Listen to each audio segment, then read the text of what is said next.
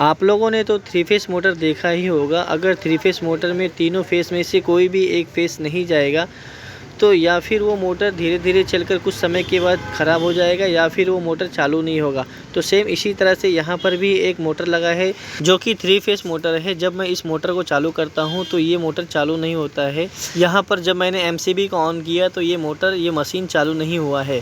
तो सबसे पहले हम ये देखेंगे कि इस मोटर के वायर में जो प्लग लगा है उस प्लग के सॉकेट में तीनों फेस आ रहा है या फिर नहीं आ रहा है। तो सबसे पहले मैं इस प्लग को बाहर की तरफ निकाल लेता हूँ। इस सॉकेट में 5 होल दिखाई दे रहा है। इस सॉकेट में तीनों फेस, न्यूट्रल और अर्थ ये पांचों वायर आकर कनेक्ट हैं। तो सबसे पहले मैं इस सॉकेट में तीनों फेस को चेक कर लेता हूं कि इस सॉकेट में तीनों फेस आ रहा है या फिर नहीं आ रहा है। इस सॉकेट में फेस को चेक करने के लिए यहां पर मैंने एमसीबी को ऑन कर दिया है। जब मैंने फेस को चेक करने के लिए टेस्टर को यहां पर लगाया तो यहां पर फेस दिखाई दे रहा है। उसके बाद में मैंने दूसरे टर्मिनल में लगाया तो यहाँ पर भी फेस दिखाई दे रहा है। फिर उसके बाद जब मैंने यहाँ पर लगाया तो यहाँ पर भी फेस दिखाई दे रहा है। तो मतलब यहाँ पर इस सॉकेट में तीनों फेस आ रहा है।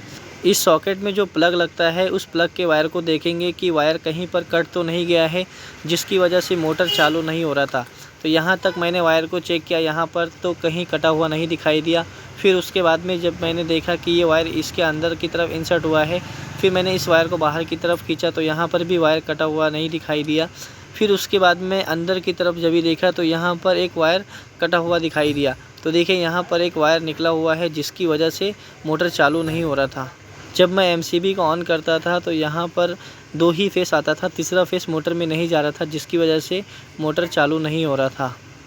देखिए किस तरह से ये ब्लैक वाला वायर जिसे हम ब्लू फेस कहते हैं, ये ब्लू फेस में सप्लाई नहीं जा रहा था जिसकी वजह से मोटर चालू नहीं हो रहा था।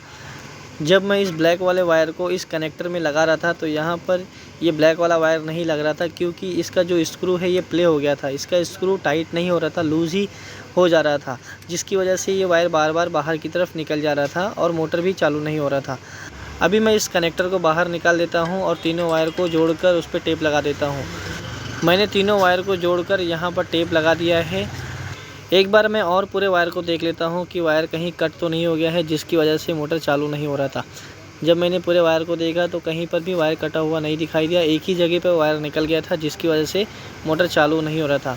अभी मैं इस प्लग को फिर से इस सॉकेट में लगाता हूँ और लगाने के बाद हम देखेंगे कि मोटर चालू होता है या फिर नहीं। मैंने प्लग को सॉकेट में लगा दिया है। अभी इसे लॉक कर देता हूँ। उसके बाद मैंने जब इस एमसीबी को ऑन किया तो ये मशीन चालू हो गया है। देखिए यहाँ पर ये मोटर चालू हो गया है। इसके पहले जब प्लग को सॉकेट में लगा रहे थे उसके बाद एमसीबी को ऑन करते थे तो ये मोटर चालू नहीं होता था। लेकिन अभी हमने यहाँ पर वायर को जोड़ दिया है जिसकी वजह से यहाँ पर तीनों फेस बराबर से जा रहा है और मोटर भी चालू हो गया है। तो इस तरह से किसी भी 3 फेस मोटर में अगर 3 फेस में से एक फेस नहीं जाएगा तो हम इस तरह से चेक करके उस प्रॉब्लम को सही करके फिर मोटर को चालू कर सकते हैं।